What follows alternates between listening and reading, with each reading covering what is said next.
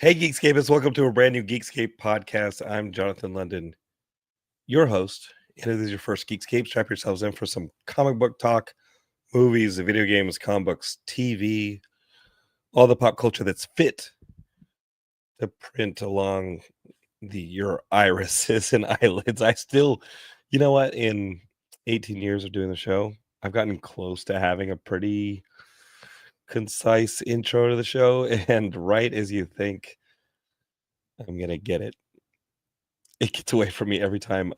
Excuse my voice on this one. Um, got a little sick over the weekend. Ophelia brought something home from daycare, and it took Heidi and I's voices with it. Heidi has no voice. She's giving Ophelia a bath right now. You might be able to hear the water here and there on the audio, just on the other side of that wall. Um, I myself have been carnival barking because we launched our Kickstarter for Hero of the Prophecy. If you're listening to this on the MP3 stream, thank you for subscribing. Thank you for listening to this as a podcast. We've been here for 18 years. You heard an ad for the Hero of the Prophecy Kickstarter. That Kickstarter has launched. Our goal is $5,000. I think it's pretty modest to make a print run of this book for you, a bunch of incentives and all that stuff, and autograph copies, variant cover, t-shirts, posters, whatever you want. And I think that $5,000 is our goal. We launched this morning about 8 hours ago, and we are past 1,500. So far so good. We just got to keep the pace for 30 days, and we'll hit our goals. My brother Paul London is going to join me on this episode. He hit me up and he was like, I'm still in traffic. And I was like, it's cool, dude. I can maybe talk until you get here, but maybe not with his voice. If this is your first Geekscape, hey, we talk movies, video games, comic books, TV, pop culture. As a filmmaker myself, a storyteller, and now comic book writer. I'm a comic book writer again. I just love telling stories. I love talking stories. I love sharing stories with people. I love having creative people on the show to tell me about why they make stories. If you guys love music, I think Joel Reeder from the episode back, one episode ago, 717 is amazing. Joel was in the Mr. T Experience, my favorite band in high school. I just love songs about girls. And he told some amazing stories last episode about how he joined the Mr. T Experience right out of high school. And within a few months, he's touring Italy with Green Day. And like, that just seems like almost famous, right? Like you come out of high school, you join a rock band, then you go on a stadium tour of Italy with Green Day within a few months of graduating high school, which is not the norm. It's not the norm. But Joel talks all about it on the last episode, and I just love that guy dearly. I love his new band, The Fatal Flaw, and I love their new music. So I do like talking to musicians here on the show. I also love talking comic creators.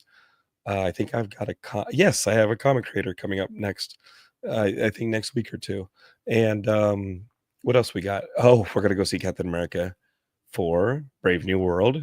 So you'll get Ian and I talking about that.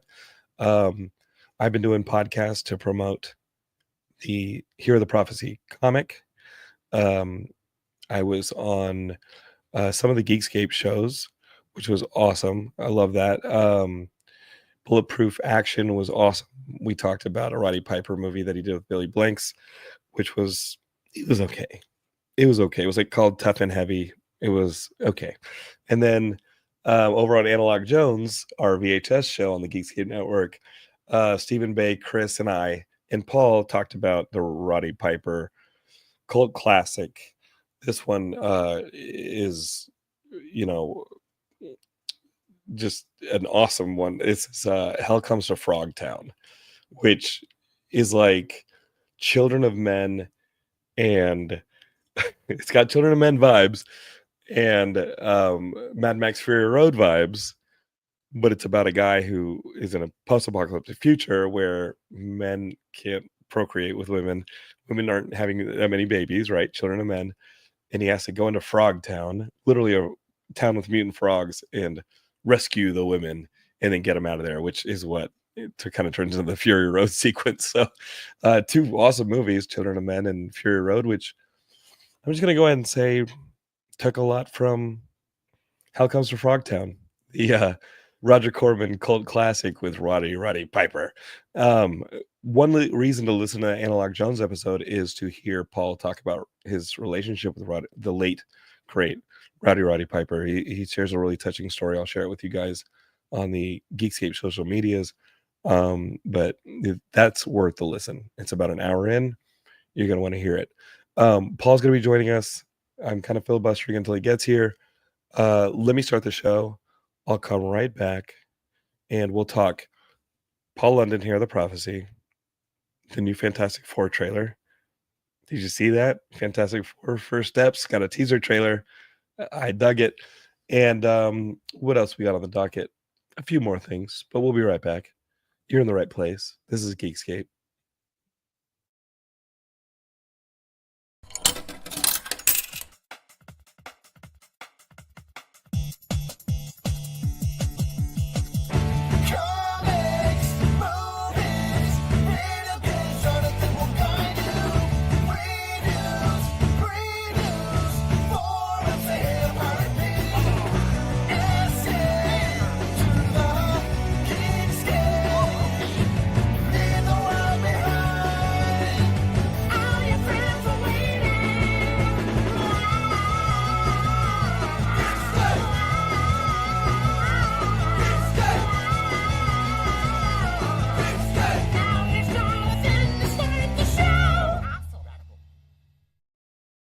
All right, geeks. It's your podfather, Jonathan, starting the show. Let me grab a drink of water. This is not what I usually sound like. Longtime Geekscape listeners will attest, but it's what I sound like right now. Spent a lot of the weekend talking on podcasts about Paul London Hear the Prophecy, our brand new comic book that we launched as of today, the recording of it. You can find out all about it at herotheprophecy.com. I should probably have a URL on the screen. Let me just write that up real quick. Hey, whoa, that's not it. Hold up real quick. Let me put the URL. I've been writing it out a lot. There we go. Herotheprophecy.com. You go to that herotheprophecy.com, you will find our Kickstarter, which currently is at, drum roll please, out of a goal of $5,000, $1,522 in about 8 hours of being alive. That's good. I like that. I like our odds. What do you think? I like our odds. I know it's going to be a fight. I know that people get really excited at the beginning and they donate and they're like, oh, I want that comic. I love the wrestling. I love the sci-fi fantasy. I want to get my grubby mitts on that comic, though. I know that happens at the beginning. And then there's that longer stretch in the middle where people are like, yeah, I'll donate at the end. Don't do that. If you're listening to this, if you're watching this on YouTube, Twitch, or Facebook, maybe LinkedIn, don't do that. Don't wait until the end to do this. All right. Don't make me limit the rewards. Don't make me go in there and be like, no, let's just get 20 of those. Don't make me go in there and start cutting the rewards down to make sure that you donate on time. Because I'd like to start working on issue 2 with the artist. I'd really like to start putting issue 2 together. And I'm only going to feel confident making issue number 2, which is written. It's all written. I'd only feel confident if you guys, get us to our goal. So if you're thinking, hey, I'd like to donate to that Hero of the Prophecy comic book, but I got time, the world might end. I don't know. Maybe don't do it. I'll make sure that you get your comics before the world ends. That is my guarantee to you. I'll make sure you get your comic before the world ends. Just go to herotheprophecy.com and donate. What else has been going on in the world? Well, we don't want to touch that, but I'll tell you what, I started a Substack. Are you guys down with the Substack? Are you guys reading articles on Substack, independent journalism, that sort of thing? It sounds so boring, but I think as we see things like Facebook and different major media groups start kind of coalescing into sort of the same thing. I've really enjoyed reading a bunch of independent journalists and creators like ex Geekscape guest Jerry Duggan, who writes, I don't know, he's written everything. He's written Iron Man, he's written all sorts of Marvel comics. He's written a ton. I like following him. I love following a couple showrunners. I love following people in all sorts of creative and political um, spectrums. I just like all the opinions, and I've gone deep into Substack. You guys have a Substack? You guys know about the Substack? Well, I got a Substack. If you search Geekscape on Substack, you'll find my Substack, the J Lowdown, and I have a brand new article that I just put up today called "Back to Comics." And let me see if I can find it for you kids. Let me see if I can find you the Substack for you kids. Um, I started writing this, the J Lowdown, a long time ago for the Geekscape site, but now I'm sort of writing it just to get my thoughts out. And if I show it to you guys, this is what it looks like. So this is my Substack. Trust me, it's not that boring. It's not that boring. And I'm just going to present it to you.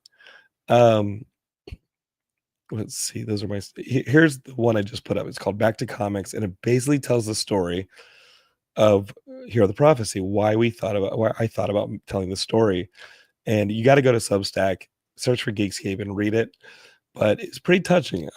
I wrote Hero the Prophecy as a love letter to my brother Paul.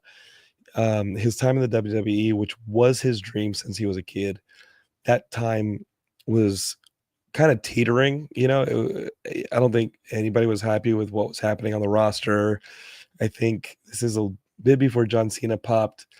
They were in flux. This is after the Chris Benoit thing.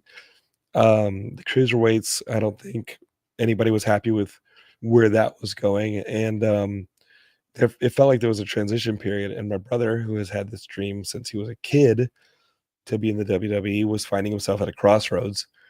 And as any older protective brother would do, the control freak kicks in. And I was like, oh, no. Can't have my brother having this doubt. And I remember these old photos Paul took in Griffith Park where he was in costume with his friends, they were dressed as like an alien and an owl and a cyclops.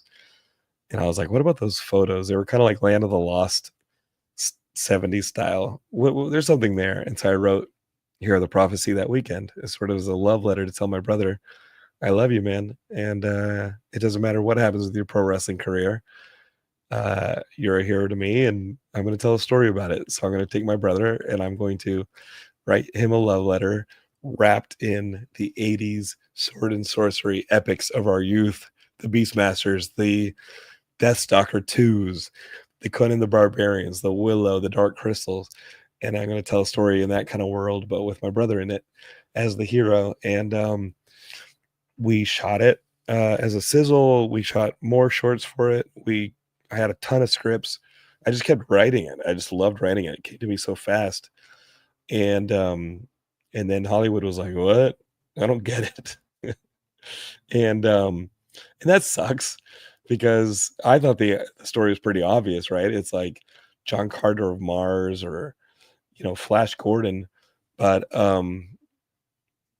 it probably didn't help that you know the John Carter of Mars movie at Disney didn't do very well, and I'm sitting here trying to pitch a John Carter of Mars style story with pro wrestling, and I just remember a bunch of people being like, "Hey, it's cool. Pro wrestling is obviously popular, but uh, we'll give you X amount of dollars for it." I remember George and I would be in these meetings, and the dollar figure would be on the table, and it just was not enough to take a bunch of wrestlers into Simi Valley or a desert somewhere or a forest somewhere and have them do actual cool stunts in costume where you probably cannot see. You know what I mean? Like you're wearing a freaking Minotaur head and you're trying to do a backflip on somebody. Like that's gonna take some skill and some choreography and some time, and you got to feed these people. And the budgets, we just couldn't get the budgets to a place where we felt like we could confidently do it and not make a piece of garbage. Um, and so, the scripts just by 2014, the scripts just kind of went into my hard drive, And then I went to the whole Warner Brothers directing thing and the Supernatural thing, and came back and was working on the movie in Brazil. And then I came back and um, I'm trying to get another movie up, and Heidi and I get married and we have a baby and like all this stuff. But during the pandemic and then during the Hollywood strikes, I started being like, I got to tell a story, and this is the story I got to tell. So I took out all the Hear the Prophecy scripts that I had written, and I said, I'm gonna make it as a comic book. That's like my number one love in any medium is comics. It's always my first love. It's my first job was in a comic book store. Um, and there's no budget limitation on this, right? Where we were having these meetings with outlets that were owned by like big places. Warner Brothers is owning these outlets, and they're like, "Hey, we can only give you X amount of dollars." And I'm like, "Yo, this is gonna look like a VHS movie if we do this." Not that it shouldn't, but you shouldn't try and get people hurt doing stunts, right? Like, we can't make something that has badass wrestling and stunts and science fiction and cool monsters for a budget point that's like a couple $100,000 for a TV series, for like, like a movie. Movies with that level, it's like they're closer to $1 million. Like $1 million, George and I probably could have gone out, done some green screen stuff for 500,000. We probably could have gone out and done something really kitschy and silly that would have been 2 hours and real fun. We weren't getting those. We were getting like the $150,000 offers. These offers were not real offers. And you might be listening to this and being like, hey, you can make something for $150,000. Sure, you can go straight to Tubi with it. But again, stunts, costumes, creating an entire alien world. It doesn't have to look perfect. Like, it should still have some of that VHS, Roger Corman, Golden Globus kitsch. Like, it should still look like Beastmaster and all that stuff. But Beastmaster is actually a beautiful looking movie. Like, they had painted glass that they used in their lenses, and that's a beautifully shot film. Conan the Destroyer or in Barbarian, those are beautifully shot films. Dark Crystal, beautifully shot film. Willow, beautifully shot film. These are all beautifully shot films. We want it to be beautifully shot. It's okay that the monsters look like people in suits, because that's kind of a part of it. But then the wrestling has to be choreographed right and look good, or it's just going to look like a bunch of jerks slapping up against each other. And that's not what we wanted to do. We didn't want to put my brother's name, respected wrestler, like, on a project where the wrestling wasn't good. I'm texting him right now. So we weren't going to do that. And so those all went into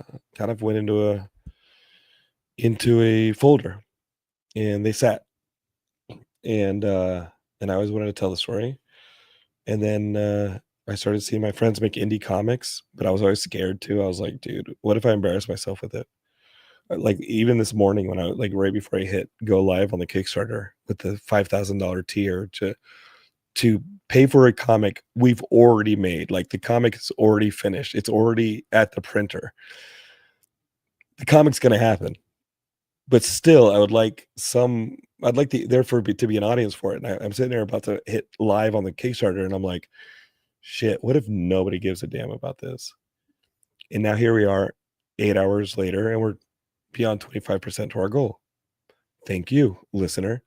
That makes me feel good. But if we can get to our goal, then, the artist and I can start on script number 2. Issue number 2, I think, that's where you really start to get, issue 1, Paul goes to the fantasy world. Spoilers. Paul goes to this fantasy world and like is a pro wrestler in a fantasy world. You got to get that. You got to do that in issue 1, because now issue 2, 3, 4, 5, it's fantasy. It's a wrestler fighting fantasy monsters, trying to defeat an evil wizard and free a kingdom. Like, it's fantasy time with wrestling. Like, now we can cook. So I'm just excited about it.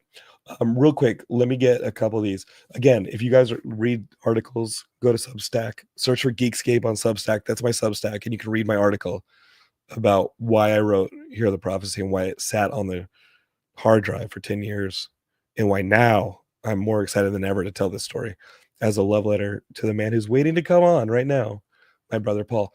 Real quick, Jack Knife says, I've never seen Beastmaster. It's okay, dude. It's all right. Don Coscarelli is a master. He did Phantasm 2. John Dies at the End is an amazing movie, but Beastmaster is beautiful. It's just a cool movie. It's got some clunkiness to it, but I'll tell you the coolest thing about this. I'll tell you right now. When we were filming the teaser for Hear the Prophecy, that little sizzle you see on the Geekscape TV YouTube, Paul was up on a cliff and we were shooting a blatant ripoff of the Beastmaster training sequence where Mark Singer's like swinging a sword and stuff. And I check my texts, my emails while Amanda, our DP, is setting up the shot. And Don Coscarelli emailed me and was like, I want to come on Geekscape. And I'm like, oh my God, we are ripping you off right now, dude. Like I'm sitting there with an iPad with a Beastmaster shot on it to show Amanda, I just want this shot. And we're shooting it. My brother in a loincloth up on a cliff with a sword. And like, it's the universe just works like that, right? Don Coscarelli is emailing me to be on Geekscape, the maker of the Beastmaster. It's crazy. Jackknife then said, I thought there should be a pro wrestling TV series using the standard S1 E10 format versus the current soap opera film. Yeah, I mean, I named Geekscape after Farscape, which is my favorite sci-fi show. It's like the Henson Company doing like some really cool sci-fi. That's Hear the Prophecy to me. If your brother does not show up, does he get fired from the project and it rebrands to Matt Kelly, aka the Hear the Prophecy? Matt Kelly is the zero of the prophecy. No, I'm kidding. I love Matt Kelly more than anything. I love Matt Kelly. All right. Thank you guys. I see you guys in the comments, but I also see one more thing. Just like he is summoned to an alien planet to fight, to free a kingdom from an evil wizard, my brother has arrived on Geekscape. What's up, baby? Oh, howdy. Sorry, a bit late. There was lots of traffic going from one realm to the other. Dude, did you see what was did I send you the video of what happened outside our window last night? We're like I putting saw Ophelia to the bed.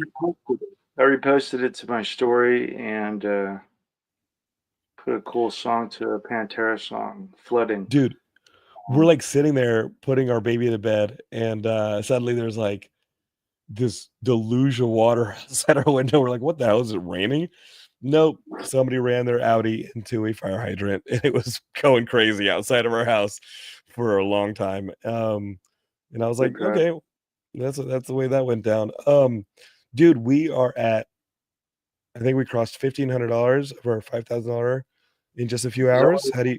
This place is hoarse. We need to get you some honey. I'll Nah, save some dude. for you for this weekend's match. Yo, you've done one podcast with me. I've done 5 podcasts in a row promoting this book.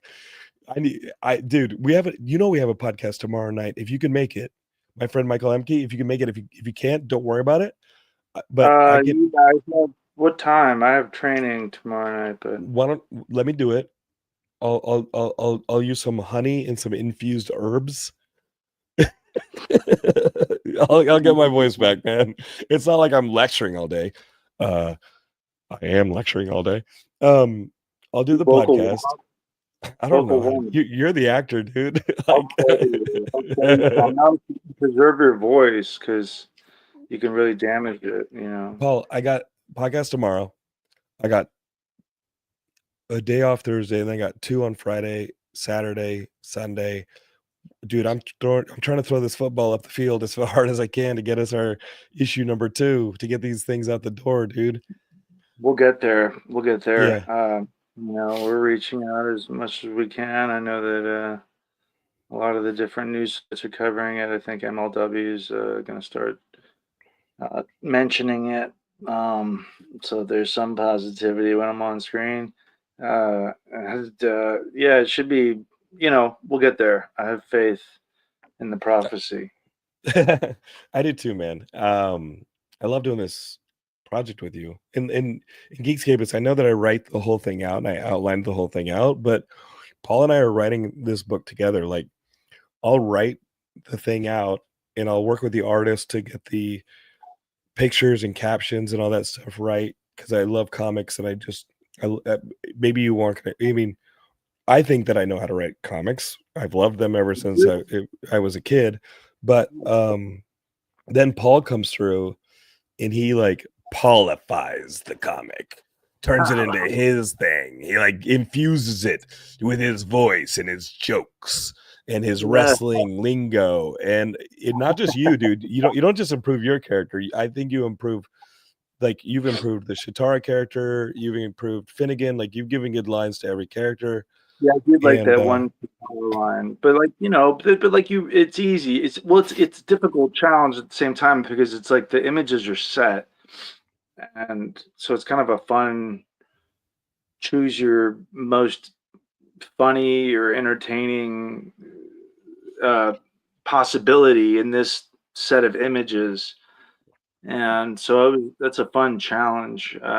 But I think that's the also, Marvel method, right? Like that's the way yeah, I Marvel used remember to you do it. telling me about that Stan Lee. Yeah, I remember you telling. I remember The you. artist they would give an outline and the artist would just draw the comic and then the Stan Lee would go in and add the dialogue and the captions and everything. But we're roughly doing the Marvel method where like we go back and rescript the book after the pictures are in.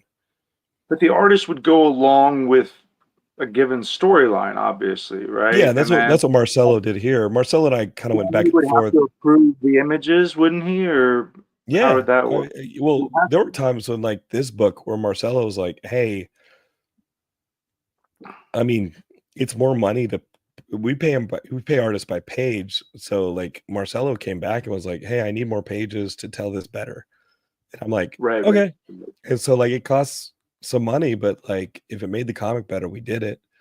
And it right. did. So um I think I want to send the script to like some people who donate. Like maybe that's a tier that we add where I was like, hey, get the script.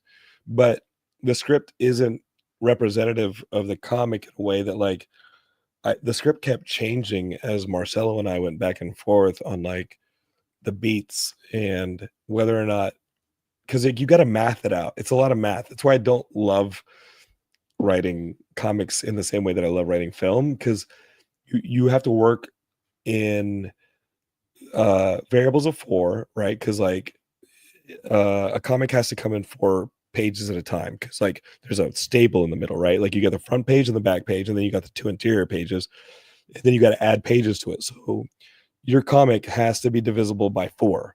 Our comic, Ears and Eyes, is 32 pages, and there's a front cover and a back cover, and then 30 interior pages. That's 32.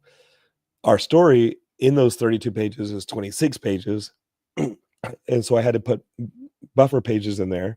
That's where I put like the letter column, some behind the scenes artwork. Um, but I also have to like plan where the page turn is, right? Like if you get the comic, there's one splash page of you flying through the cosmos that had to be mathematically on an even and odd page so that the staple was in the middle because we didn't want half that image to be on one page and then you turn the page and see the other half. They had to be facing you at the same time. And then like suspenseful page turns have to be at the bottom of the page turn. Like so like a scene kind of has to end right before you turn the page so you want to turn the page. Like Sure, that makes a lot.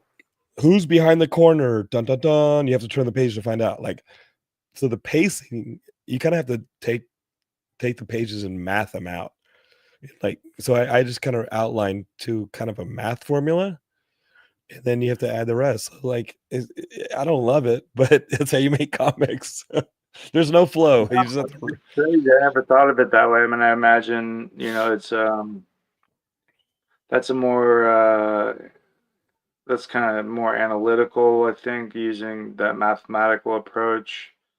It wasn't Um, fun. I like to just flow with the story, but I think when you jump in, once I've ironed all that stuff out and the pictures with some dialogue and things come to you, all you got to do is flow it, and that's where I think it got better. You added your flow, bro. well, I mean, I used to read comics not as much as you, but when I was younger, and then I think getting out of that and definitely more into just sport. I think so. I think when coming back in with the dialogue, I try to think what what would I think is funny, given the restrictions that we have in terms of language and uh, subject and stuff like that. And so, you know, I would, yeah, it would, how I would really speak. This is a kid friendly abbreviation of that, and so, but it also has to be wrestling authentic as well as something that Paul I could authentic. possibly say in real life. Yeah, something I would say in real life, Let's just call it Paul or that authentic. It's Paul or authentic. that I would think was funny, or something that was inspired by somebody that a hero or somebody that I liked. Is that the Shawn Or Michaels line? Is that the Shawn Michaels line that you put in there? that one is, yeah, that one is a Shawn Michaels line. I had no idea. And then you said you sent it to somebody who's a wrestler and was like, oh, Shawn Michaels line. And I'm like, oh, it was cool. I'll take it. That's cool. You Exactly. actually He's seeing his theme song too. you actually wrote my favorite piece of dialogue is when like the I mean, leader of don't the spoil owl. it. Okay, Yeah, okay. Shatara You and did. Yeah, like yeah. I was like, oh, that's not even Paul's line. That Paul's not even in that scene, and that's like my favorite line. I was like, that's so insightful. That's such a great line. That's so well done. Yeah, I don't know. It just seems like that's the other challenge is that you have to think in this, like, I keep saying realm, but that's really how I look at it, because the sky is different, the Yeah. soil is different, the air is different. Oh, you got to put on your fantasy brain. You got to put on like your Willow brain, Yeah, and and like, so like they're not going to know what, they're not going to talk, they're not going to say like, they're not going to, they're not going to say all these words that make us sound dumber. But they're gonna speak very efficiently. They're gonna speak metaphorically. They're gonna speak. At least that's my kind of yeah, they're taste fantasy on it. people. Oh no, they got to Yeah, speak like they got to talk like Lord of the Rings. They got to talk like those people. yeah. But And then then you I come think, along and you're like, what the fuck? yeah, I think anybody who knows us, or even people that don't know us, like people that I've shared some of it with, who've read it, they were already telling me how easy it was to flow along. It was like an 80s story, like an 80s fantasy story, 80s movie. So like those beats are all there, which is kind of what you were explaining earlier in terms of, Yeah. what I was getting at was that, like, it's similar to, like, there's psychology to it, and like, whereas psychology tends to hinge on through, is emotion. Psychology is dealing with emotion. um, Mathematical is not. And and so, like, that's a different form of psychology, the way that you're doing it, because on one hand you have to mathematically structure the story, and so, like, that has to be a certain way, but And that not has to be a overstuff it. certain way. And you can't Well, it overstuff has it. to be a You certain have to way leave room for the psychologically. It has to be a certain way psychologically. So it's also like doing a set list if you're a yeah. band, right? Yeah, Because you you have gotta to, it you're has to not have a going to just rhythm. blow your wad right at the first, play all your hits No. right off the bat, and then finish with a bunch of new material. Like Iron Maiden did that one time, and it was, um, I'll tell and you, so When our um, stepmom read the book, she thought I was being really hard on you. you have to be, Because you can't do you a got your best of ass the kicked. best You get your ass kicked four, a lot in this issue. or is it best of the best three? I think it's best of the best. It's three or four, but the one that uh, Philip Reed directed, he's the star. He directed it. It's like he goes to a racist small hick town, that burns churches kind of storyline, and I would have to watch it back, I think, to double check, but I think I only saw it once because I was so put off that, like, he doesn't get hit a single Really? time. He doesn't Nah. get pushed. Nah, Like, you he gotta doesn't get bury caught. you gotta He doesn't bury get your lead caught. character. I'm like, you're Yeah. Philip Lee. You could annihilate all these people in real life. Like, show some Yeah. humanity. Just like humble yourself a little bit, you know. It's And like you got to have Van Damme's like lose at the beginning of his fight, or else he can't have the comeback. oh yeah, you got to have that moment with Joshua. You know what I mean? Where he's like, he's gonna kill you. And he's like, lion, rah! What about? But it's also like Harrison Page.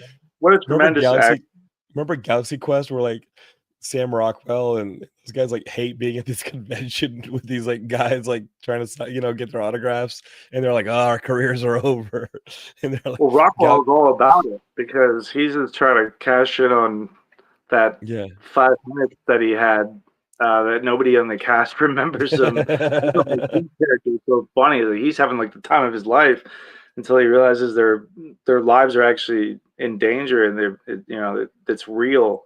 But yeah, Galaxy Quest everybody. is great. Yeah, Galaxy Quest, Three Amigos, Army of Army, Darkness, all these Army of references are Darkness. there. We have references. There's so much inspiration, which is what fuels art, right? And so I Yeah, think, I just rip stuff off, man. well, no, it's not even a ripoff. Like it's it's inspiration. I mean, like however you That's want to look at it. that's the language I speak. Like that's the language you speak. End of story. Like you probably had wrestlers that you are modeled your wrestling after, didn't you? Well, yeah, no, absolutely. But I mean, like Who are those guys? Like who are even those in guys? this story, there's like some Dark Crystal, Sure. there's stuff in here, and in addition to those fish out of water hero spot kind of films that we talked about, but But enough about the comic. I'm going to check on who talk about your wrestling. Like who did you model your wrestling after? well, it's not. I mean, well, initially I think like I was inspired by people like Bret Hart, Mr. Perfect, guys who didn't guys who looked like athletes. Yeah, Because or it just made these it so much. monsters.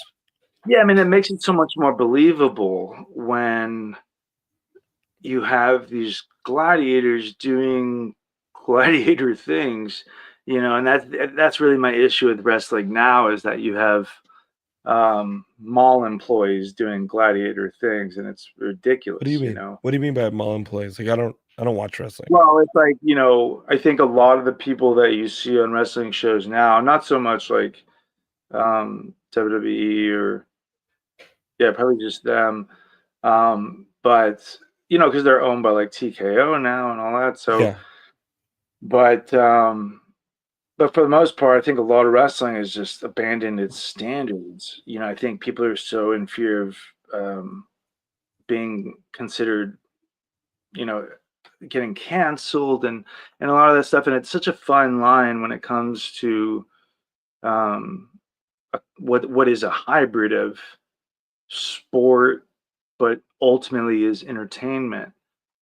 Are And people not so, taking risks? Are they not taking like loud no, risks anymore?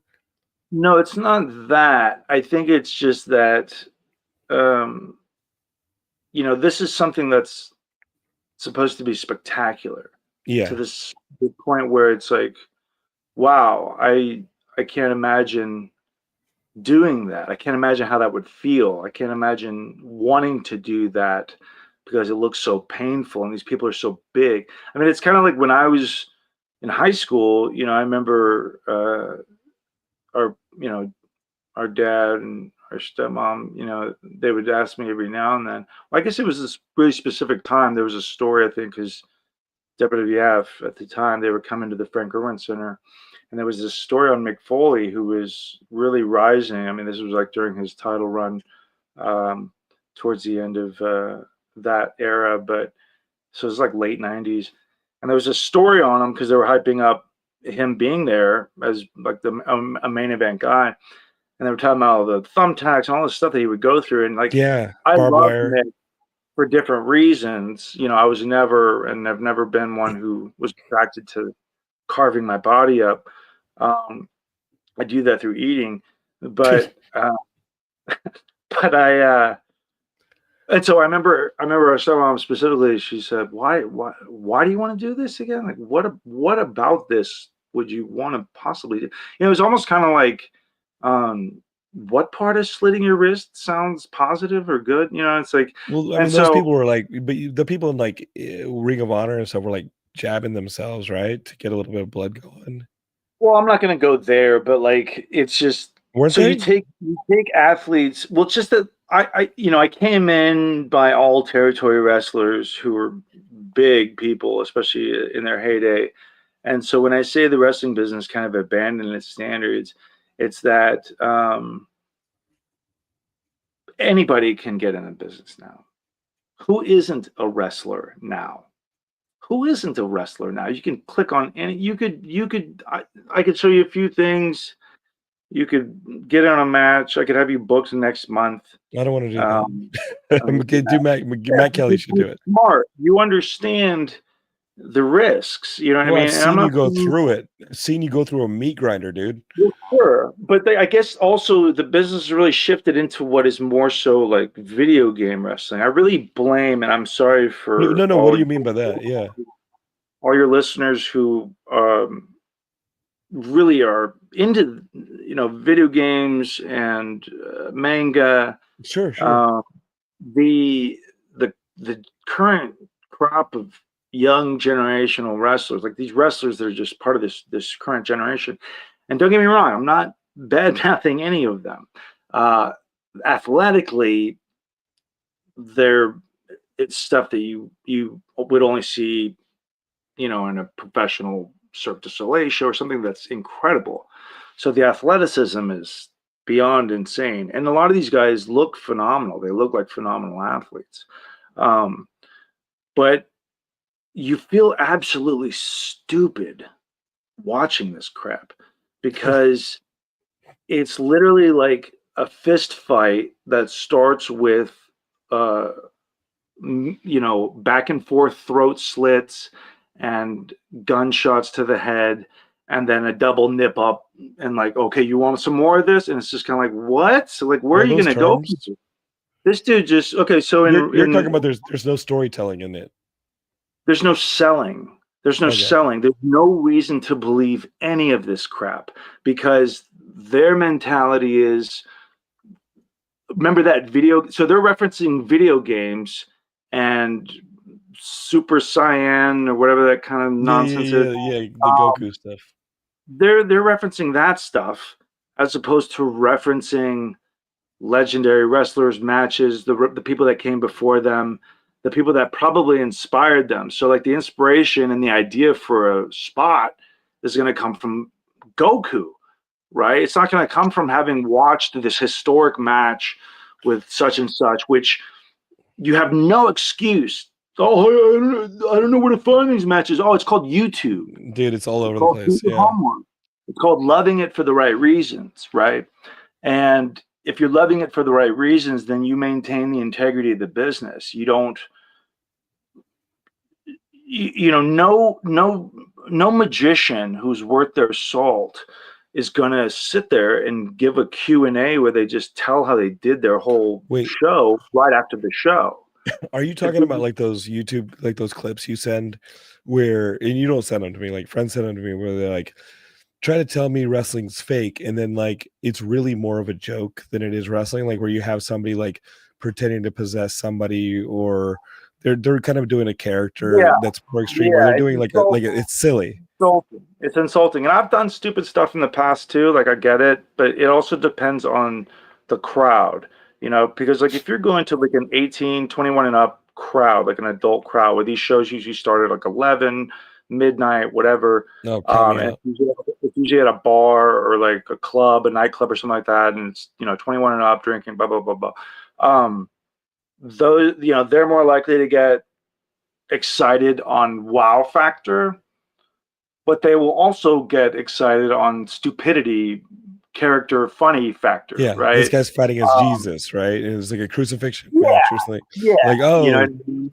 or they turn into a Yeah, zombie or something. right. Which Oh yeah. ultimately any non-wrestling fan is going to remember.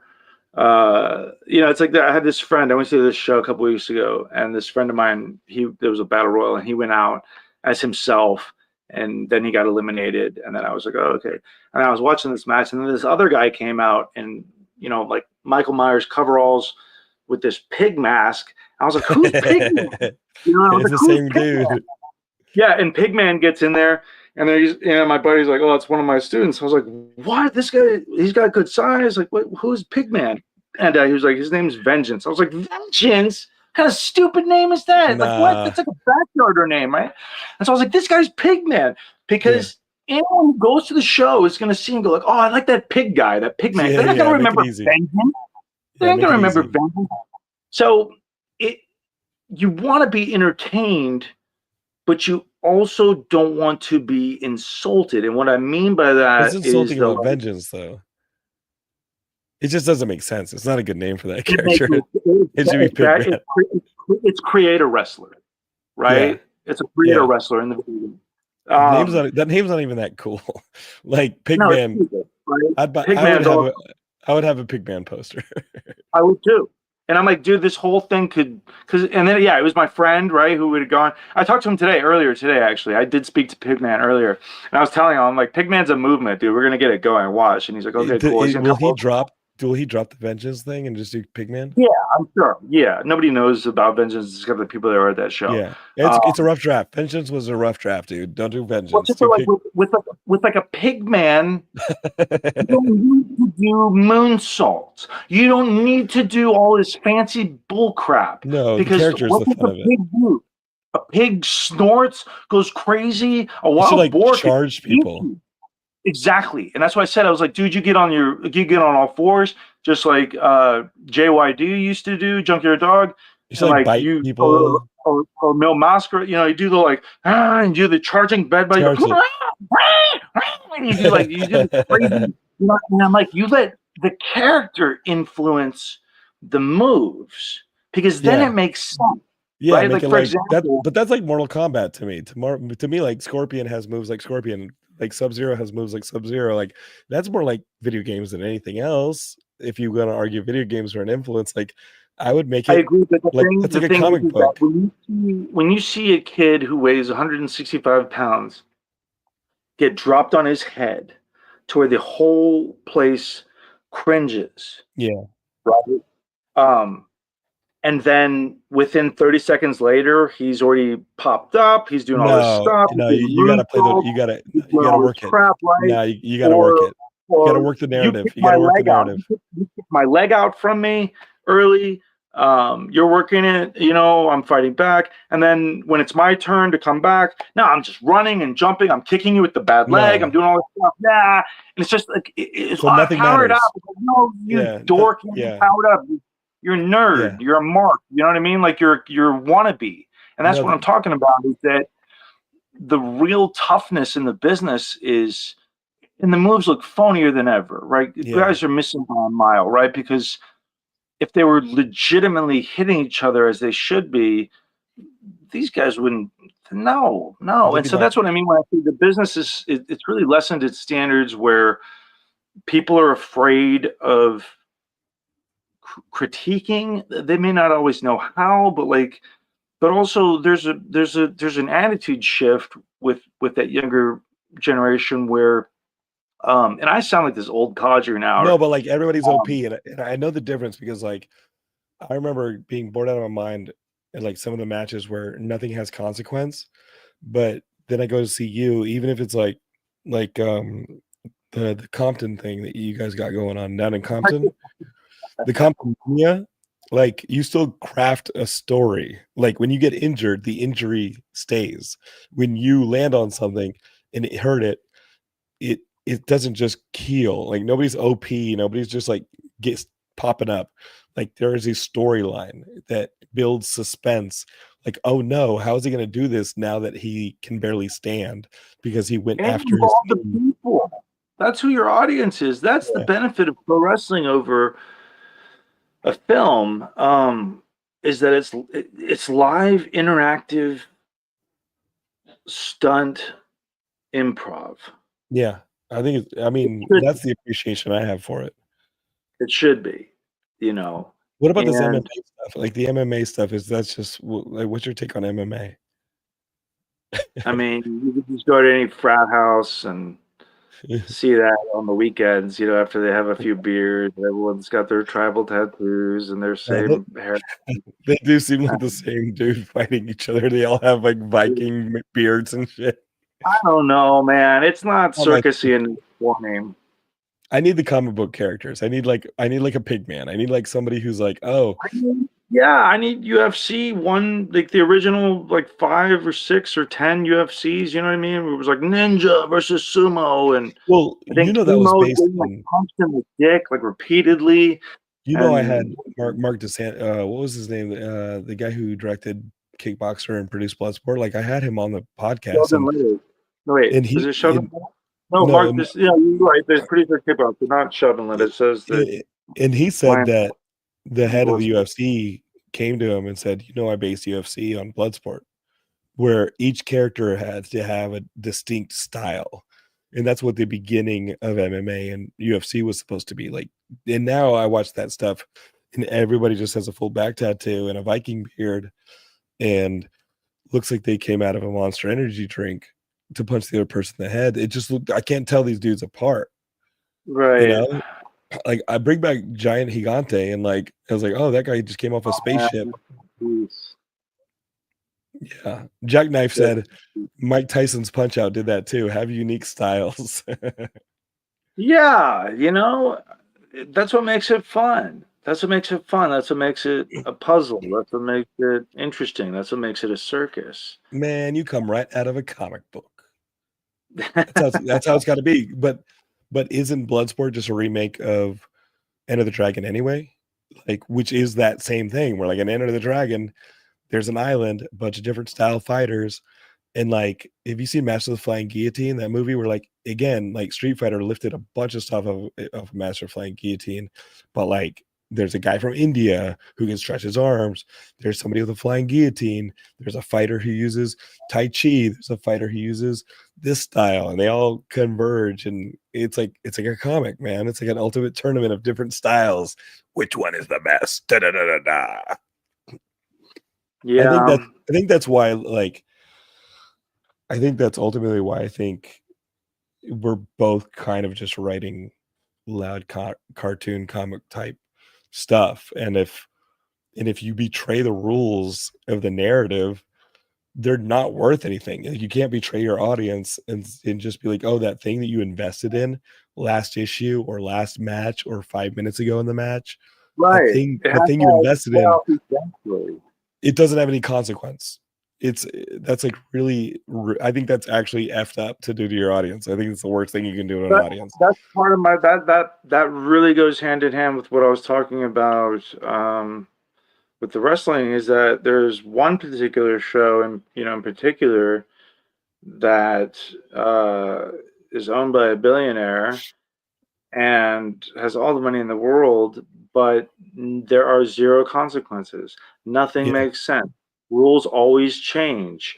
Rules apply now. Now they don't. We gave the owner our finishing move and put him in a neck brace. Now he's showing up on NFL phone calls, laughing and moving his head around with the neck brace on, and everyone's Yeah. laughing at him. So the And it's just kayfabe thing has to be important. The kayfabe thing has to be crucial. here's the thing. I mean, kayfabe is the only people who say, "Oh man, kayfabe's dead. That's such an old trope." Those are the people who are lazy and they lack the ability and the commitment to follow it through. No, I'm Sure. serious. No, Because I understand that because I'd be pissed no, if it's suddenly, absolutely true. yeah, You have to have commitment. You have to like commit to it. It's committing to the Andy exactly. Kaufman was kayfabe like purity, King of it. Here's the king of kayfabe. Lawler as well. right? And so that kayfabe still exists, or people wouldn't watch movies.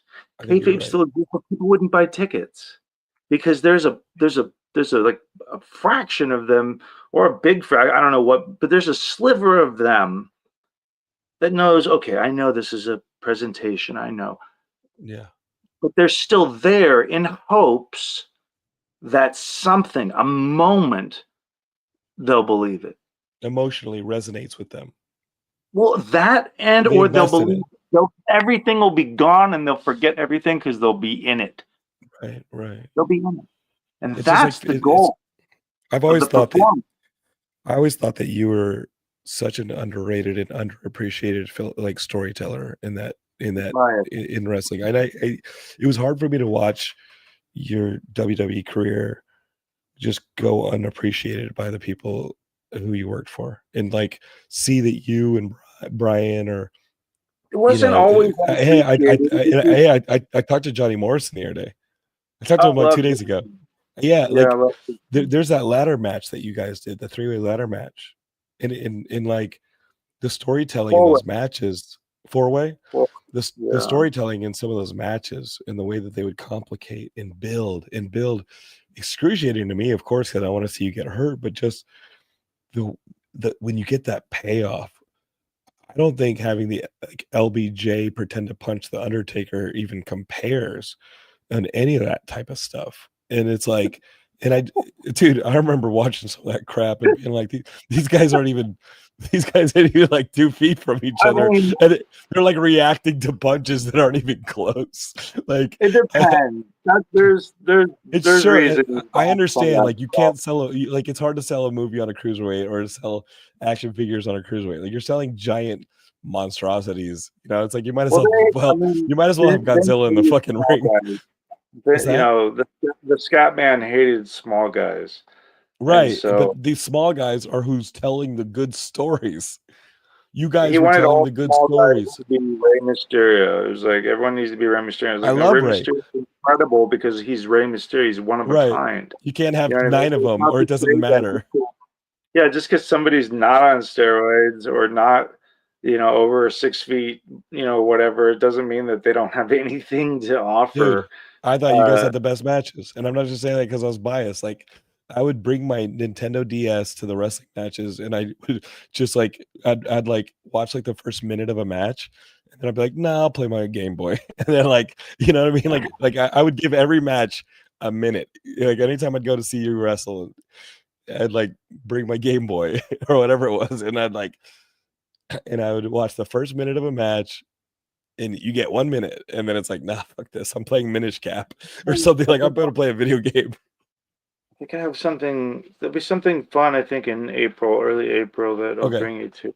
That'll be okay. local, but I think we're just doing the same thing, dude. I think writing comics, writing movies is the same as beating out the narratives in the rise and falls of a wrestling match. To me, I always think of like close shots, wide shots as like compression and release, right? Like I think of like tension compressing, like the rise of tension, and then the release of tension. And you can do that in many ways in a film. You can do it by pushing a camera in, pulling a camera out. You can do that by making a bunch of quick cuts, making longer takes. You can do that by louder music, lower music. You can do that by there's so many ways in film and in comics too to like compress and then release tension and but you have to build it right to bring the people along and justify their investment. And and I just wanted to say, like, that's how I saw your career, and I think that's why I like you hit me up as I was writing issue 2, and you were like, hey, are we gonna do it the same way where like I get a chance to write the last bit of it with you? And I'm like, dude, I will only write a Paul London Here the Raw Prophecy comic book with Paul London. Like, I'm not writing it without you because you added so much to in that last pass. You just added up so much that like I'd be an idiot if I was like, nah, I think you taught me how to do it, and nah, I got it from here. Cool, but like I'd be an idiot. I'd be such I'm a also dick and hoping an to idiot. kind of write it in a way where people who don't read comics will still get a chuckle out of it, or Yeah. still be intrigued enough to want to see the next see it through. I don't think You know, comics is a medium just for people in comics. And like anybody who comes to me is like, "Oh, I'm not that into comics." I'm like, "No, no. Are you into movies? Okay, then there's a comic for you. Are you into theater? Then there's a comic for you. Are you into music? There's a comic for you." I think comics in the US, when the Comics Code Authority took over and they started self-censoring, they lost their way. Whereas Europe and Japan and South America, they continued to have a vibrant diverse amount of comics across all sorts of genres, romance, crime, science fiction, and only in the States did we turn comics just into this superhero kid thing. And I don't, it's just now recovering with like The Walking Dead and all this other stuff that shows you like, hey, comics can be more than just all this stuff. But yeah, man, like I think that's kind of like it. I think I did not want to make a superhero comic. There's a lot of superhero comics. I wanted to make a fantasy comic, and I think about when Dad got me that copy of The Hobbit when we were going down to Guadalajara one summer, and I read it on the way down, and I read it away again on the way back. Like the drive down, I read it, and I read it again on the drive back, and I think it was the summer they got divorced, and it was the book that told me like you might feel small right now, like a hobbit, but there's a there's a strength in you, and I think that issue of the Hobbit educated like that that gift of the Hobbit educated everything for me in like my appreciation of the fantastical in genre in storytelling, but it was the Hobbit, right? The same way it was Spider-Man. Great power comes great responsibility. Like that stuff was so important to me. That's crazy. You could interpret it like that and use that for your own life. That's like such a Every time, like mature that's your coda though. Like you remember that? Like that's your coda. Like that is, you know what I mean? Like it's like reading any kind of like moral stories, like the Bible does that for people. You know what I mean? Like the Bible teaches people that kind of stuff. But for me, that was The Hobbit. It was like this is the moral code. Like the dragon Smog was bad because it hoarded gold. And guess what? I still hate billionaires. I still Yeah, I don't just trust. I never. still don't Yeah, trust rich people. I don't either. I Right. mean, they. Yeah, I guess I never. I liked reading, and I should. Comics were actually probably the most, uh, in terms of books. I never read the Bible. Uh, We tried. yeah, Remember I read the Granny would give them Uh, to us every time. yeah. Mark Silvestri who drew the X-Men when we loved it when they went to like Australia and all that stuff. Well, I Like, was really a big fan of the whole Brood dude, storyline. so John Romita That was Jr., who drew some of that, I freaking and remember that cover where Wolverine's like turning into the Brood? Yeah. That's Mark Silvestri. And like through Geekscape, I've become friends with that guy. I'm giving him a copy of the book. Oh, cool. He and his wife Bridget are amazing, and I see them at every convention. I'm gonna walk right up and be like, dude, thank you. Like Is he's such a Alan sweet Moore dude. still alive? Yeah, but he's in England, like he's like hiding in the woods, doing like dark magic and stuff. I love Alan What? Moore. Really? Yeah, no, I mean he's just reclusive. Like the whole Watchmen thing at DC, like he thought he was gonna get the rights to the Watchmen back, and it just wasn't gonna happen. Also, Not with those lawyers. he did Swamp Thing. Swamp Thing Oh was like my God, favorite. dude, his swamp thing where like you find out Yeah. that like the actual dude died, but now this power, the green, has taken Yeah. over. Swamp Dude, Thing was my favorite. Like the horror stuff was my favorite. When it yeah, went horror, that was my favorite. I loved Swamp Thing. Absolutely Swamp Thing's love it. I was amazing. so crushed, man, when they canceled that series and gave that lame budget excuse. It was if y'all haven't seen the Swamp Thing series with Derek Mears, check it out because it's so That's the good. one that was most recently on the new Warner Brothers channel. It's awesome. Yeah, It was it's awesome. so good. And it And borrowed a lot from that whole thing about like there's this power in the earth and it the needs a performance is all champion. so good. Yeah, and I mean Yeah. it's just um Dude, did you get a chance to yeah, watch this new Fantastic Four no, First Steps trailer? Dude, this teaser, Pedro let me see. Pascal, the dude is like Reed Richards. Dude, they got Herbie in this. Remember the little robot for the cartoon? When they made the Fantastic Four into a cartoon in the 70s, they got rid of Johnny Storm because they didn't want kids to light themselves on fire. And they replaced him with a little robot named Herbie. Where was there a For report of a kid lighting himself on fire? I don't know, man. But like for Inspired some by reason, Johnny Storm. the cartoon, there was for some reason the cartoon, Johnny Storm Oh wasn't in it.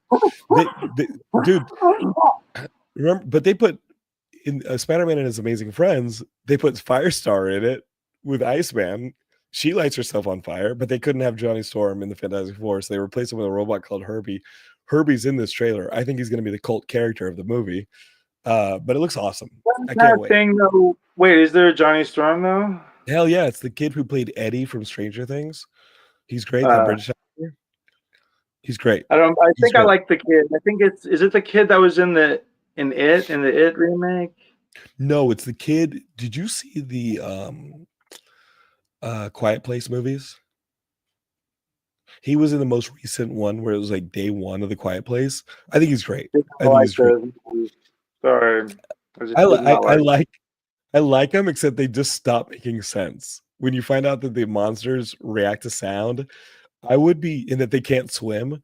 I would be on a boat with a Can't do it. foghorn, just like blasting. I would be having a dance party on a boat about 100+ yards Why would you just offshore. lure those things into the water and drown That's what I'm them? saying. I would be having a boat party just offshore, ring a ding ding, blasting Or get music, Johnny killing Storm to come. all of those fools.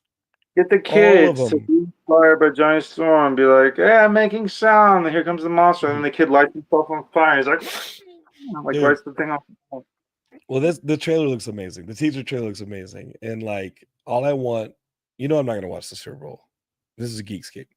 But I want a Superman trailer, a bigger Fantastic Four trailer.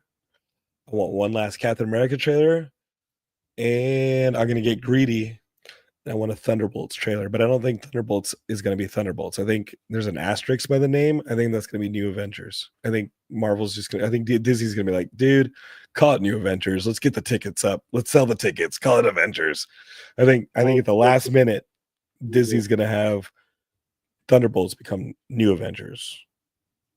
You heard So it don't here. worry, y'all. In Fear of the Prophecy, you won't be overwhelmed with uh, countless characters, never-ending characters. A lot of them looking the same. A lot of them having the same powers.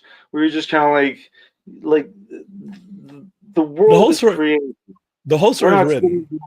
Yeah, this The whole is story is this is a written. different type of world and universe. This is not the hopes for just I can't do the superhero movies anymore for that very reason. It's just Oh like no, I it's love too, them. I love them. and I need practical effects. I don't want to watch a video game. No offense. Well, no, Uh, I was saying that before you copped on. Like the reason we didn't go with like the machinima deal or some of the deals that we were getting for the Hear the Prophecy after the sizzle was because it wasn't enough money to do practical effects. Like it wasn't enough money to put man in suit wrestling you in a desert. Like it needed to look like the Gorn. It needed to be a suit. It needed to be a Minotaur. It needed to be practical effects, and it had to be wrestling with practical effects. So like that was hard. So I remember George and I say it all. We're like, should we have taken that deal? Should we have made something? But like, no, no, oh, no, good. no. Is that Gremlins 3 news real? I don't know. No, I don't know, dude. Like, I don't know. I'll know when I'm sitting in the theater waiting to watch my Gremlins 3. That's all I care about. Dude, the Stone internet, Cold Steve? Remember Stone dude. Cold Steve? Oh, dude. Do you know what I told you that story? Like the first person, Everybody's like, if dude, doing Stone dude, I forgot I used to tell that story. My first like 5 years in Hollywood, I would go around and tell people, "Give me a Gremlins movie. I know what the first phone call is." And the first phone call is, "Hey, Stone Cold Steve Austin, want to be in a Gremlins movie?" Hell Oh, yeah, that's right. It was Stone Cold. dude. The My buddy first, Stone Cold ET, but he does the best Stone Cold impression or well, I'm impersonation. hoarse. Remember when you brought me that Sheridan party where there was the buffet during WrestleMania? I think so. Yeah, it For was in Sheridan Hollywood. Universal, and like Yeah. I was going down that buffet, and somebody like cut in next to me, and I was like, oh fuck this guy. Like, but at the same time, I'm like, everybody here is bigger than me, so I'm not gonna say anything. If this person was bigger than me, and all of a sudden I hear Stone Cold's voice go, "You got to get in on this shrimp, man. This is a goddamn good shrimp." And he's like shoveling the shrimp onto his plate. I was like, "This dude's awesome. Can you save me some of that shrimp?" And the shrimp They'll was bring good. out more. The shrimp was good, Stone Cold. So thank you for that. But yes, if I It's ever got a also Gremlins movie, the first phone call I would make Stone Cold Steve Austin, and I'm like, it's you and Gizmo fighting gremlins. And that's I don't know what the script is, but it's you and Gizmo. Billy's dead. No, come on. Okay. No. Zach Galligan is He like looks good, man. Have you seen him? Oh, He does he? reads. Yeah, he looks Okay, great. Zach Galligan, you're back. Zach Galligan's alive. Yeah, we need But his hype. I need to read. I'm yeah, gonna read. I'm gonna do Waxworks 3 or Waxwork 3, and I need him Zach, to replace his role. We're gonna Ralph Macchio him in the same way Cobra Kai Ralph Macchio'd him. We're gonna do like that with Zach, and we're gonna have Billy back, but it's gonna basically be Stone Cold and But we won't Gizmo. pussify him. What? We won't pussify Billy. Hey, he already showed that. No, dude. Now we're gonna harden him a little bit. No. We'll find out. Come on. But okay, there's gonna be a scene. I'm writing this right now. There's gonna be a scene where he has to get into a house to stop the gremlins, and the only way he can do it, go down the chimney. I thought you were gonna say he takes the electric. No, he's got to go down the chimney. It's not bad. I like that. No, his girlfriend, his wife, Phoebe Cates, is that her? Yeah. She has to go down she has to face her fears the way her dad died. She has to go down the chimney to save somebody, to get into the house. She has to face the claustrophobic fears going down a chimney to fight the gremlins and unlock the door and, like, you know what I mean? Like, get Stone Cold in. Yeah. We're writing Gremlins 3 and 4 right now. They never cleaned out the chimney. They just treated it. They it's just a different treated house. Different house. They just treated it like you know, not aquamation. What am I talking about? Where you burn the body. Cremation. Cremation. God damn. No. Cremation. Right? Some sweet cremation. Sweet cream? Maybe they just were like, where's your dad? Like, we kind of cremated him. So they cremated him because they smell him. Remember? Yes, she Or was that? I don't know. Oh, that's just the kid. They didn't cremate him. That's still my number one Christmas movie is Gremlins. Really? Yeah, it's great. Gremlins is my number one Christmas movie. And you know, like, I've had Joe Dante on the show. I've met Joe Dante. He's the best. It's the number one. And then It's a Wonderful Life. And then maybe Die Hard. I don't know, man. Gremlins. Is it Invasion USA? Gremlins. Listen, dude. Invasion USA. Get out of here with that. Get out of here with that. It's a Christmas movie, isn't it? What? Invasion USA. Chuck Norris. What the fuck? What is Invasion USA? What? Oh, where he's got two Uzis on the cover? Dude. Yeah, I guess that's number one. Dude, Billy Drago's in that. Yeah, and so is God, what's his name? He's incredible. He's one of my favorite actors. Richard Lynch? Yes. Yeah. Dude, this is where he slams the lady's head down the cocaine needle and like oh my God. And then throws her out the window. Paul, that's dude, Richard Lynch is a maniac. Different type of He's a maniac. No, it takes place on Christmas. And also Lethal Weapon. It's another Christmas movie. I know, but everyone knows Die Hard. Yes, I know. Yeah. Gremlins is number one. All right. Jack Frost. Get out of here. Stop. HearTheProphecy.com. They shot that in Big Bear. Okay, yes. HearTheProphecy.com. Go to HearTheProphecy.com. Donate. No, it's not the Hear the Prophecy. Is it? No, it's HearTheProphecy.com. It's not the HearTheProphecy.com. It's just HearTheProphecy.com. Don't confuse don't confuse things. It's HearTheProphecy.com. Get yourself some comics. You can get a variant cover that's just a photo cover with Paul.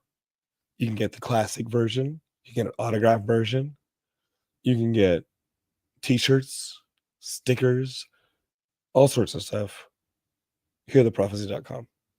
And with enough donations, eventually we'll put out an embossed cover. I could put a metal cover together with like a cool gold foil thing going on. I don't know.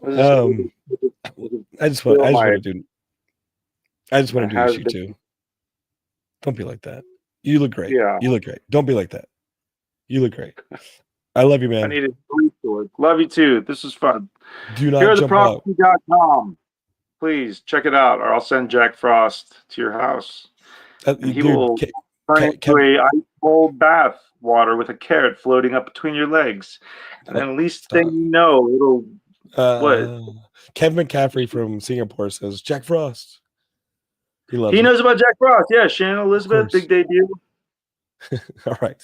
Where'd the carrot end up? Geekscapists, subscribe, share with your friends, all that. We'll be back next week. New Geekscape. My voice will be back too. All right. Don't hate create. HearTheProphecy.com. Kevin says, "Hells yeah." All right. Yeah. Love you. Peace. Later.